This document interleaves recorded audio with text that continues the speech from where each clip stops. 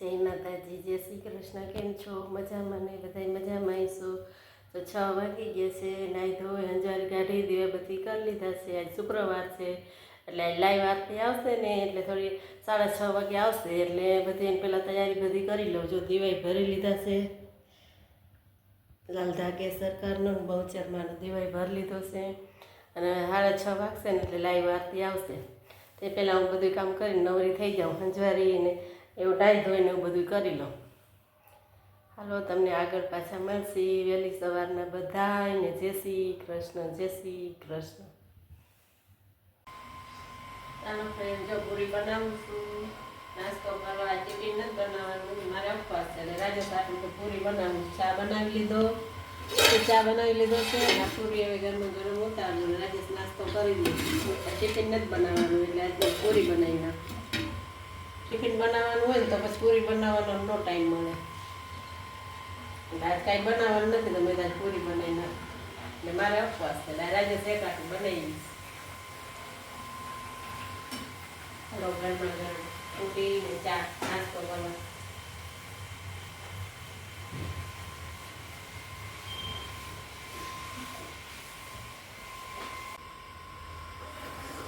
Hello friend, જો રાજેશ નાસ્તો કરે. પૂરી બનાવી સાજે ટિફિન નથી બનાવવાનું ને એટલે મારે ઉપવાસ છે એટલે રાજેશ આટું બનાવી. જો પૂરી અને ચા એ નાસ્તો કરે. હાલો, ગુડ મોર્નિંગ. નાસ્તો કરવા ફ્રેન્ડ્સ.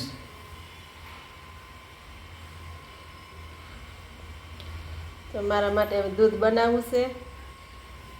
જો હવે દૂધ ખાંડ નાખી, હવે દૂધ ગરમ કરી લઉં. ઉપવાસ હોય ને એટલે હું અમે દૂધ જ પીવું છું, ચા નથી પીતી. અને જો રાજેશ સારું પૂરી કરું છું ઠંડીમાં.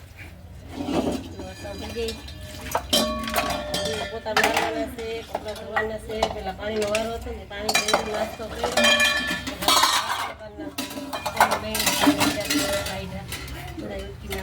બધા ઉતરાણ હોય જઈએ ને પછી બધી સાફ કરી. તમે કોઈ સાફ કરતા હોય ને તો કોમેન્ટ કરજો. મેં તો આજકાલ નથી કર્યું કે ઉત્તરાયણ કાઢવાનું, હોળીની બહાર કાઢવાની. તમે કોઈ કાઢતા હોય ને તો કોમેન્ટ કરજો. ભાજી લઈને આવીશ. હજી ઠેલા જો ઇન્ડોર માથે રાખી દીધા છે એમનો. પછી એમાંથી કાઢીશ ને તે તમને બતાવીશ. રાજેશનો ફોન આવ્યો કે હું જમવા આવીશ તો ગાય ગાજો. ગેસ ઉપર ફુલાવર મૂક્યું છે ગરમ પાણીમાં. તો ગરમ પાણી સરસ ધોઈ નાખવું ને પછી હમણાં વઘાર નાખવું. અને લોટ સવારનો બાંધેલો છે. હમણાં ફટોફટ રોટલી વળી નાખું અને હમણાં શાક વઘાર નાખું. ફુલાવરનું શાક ને રોટલી રાજેશ આટલું બનાવવાની. કહેતો તો હું જમવા નહીં આવું. પછી વળી કહેશ કે હું જમવા આવું તો હમણાં ફટાફટ બનાવી નાખું. પછી બધું લઈ આવી ને બધું તમને પછી બતાવીશ. શાકભાજી છે ને લઈને આવીને સીધું ફટોફટ પેલા રસોઈ બનાવી લીધી. હવે બધું કાઢું. જો ટમેટા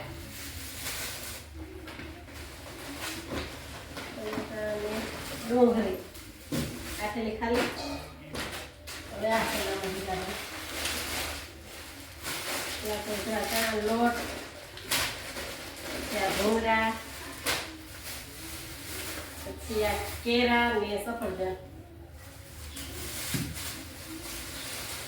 શેરડી સીઝનની પેલી શેરડી લીધી એમ. શેરડી, બે રીંગણા ઓરા હાથું, કાકડી, વટાણા, ચણા દાળ અને કોબી. એટલું જો લઈ આવી. શાકભાજી લેવા ગઈ હતી ને અહીંયાથી એટલું લઈ આવીને આવી ફટોફટ રસોઈ બનાવી. હવે રાજેશ તો જમી લઈ. કાકડી કાઢવી હતી ને એટલે પેલા બધું કાઢી લઉં. મારે ફરાળ છે, સફરજન છે, શેરડી છે ને કેળા છે.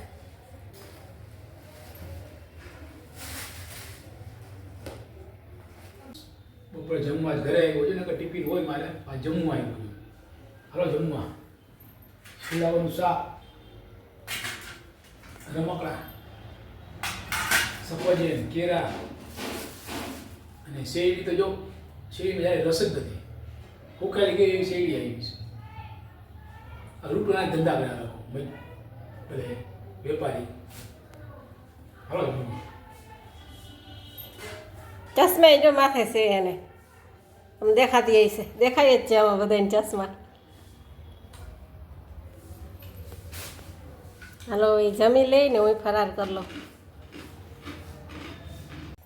જો પૌવા બનાવું છું, તેલ મૂકી દીધું છે અને જો જીરું એમાં નાખી દઈશ, જીરું ને લીમડો મીઠો અને છે ને હું એમાં ડુંગળી નાખું, જો બધું ઝીણું ઝીણું આવી રીતના સુધારી દીધું. લીંબુ છે એમાં ખાંડ નાખીશ, લીંબુ ખાંડ અને મીઠો લીમડો ને જીરુંથી વઘારીશ. ને આમાં છે લીલા ધાણાના પૌવા ધોઈ નાખાશ. પૌવા બનાવી લઉં, રાજેશ રેખાથી જ બનાવવાના છે.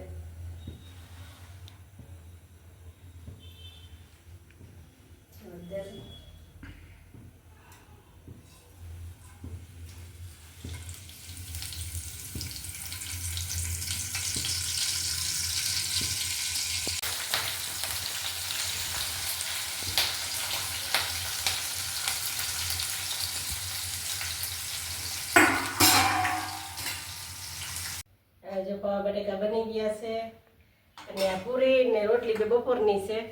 અને મારા માટે જો આ 2 કેળા મોયરા છે ને દૂધ. બપોરે છે ને એક સફરજન ખાધું હતું, અત્યારે કેળા ને દૂધ. અને બપોરે રાજે સાથે શાક રોટલી બનાવી દીધી. અત્યારે શું બનાવી કે પૌવા બટેકા બનાવી, તો પૌવા બટેકા બનાવી નાખ્યા. કેળા ને રોટલી ને પૌવા બટેકા ને રાજેશ જમી લે.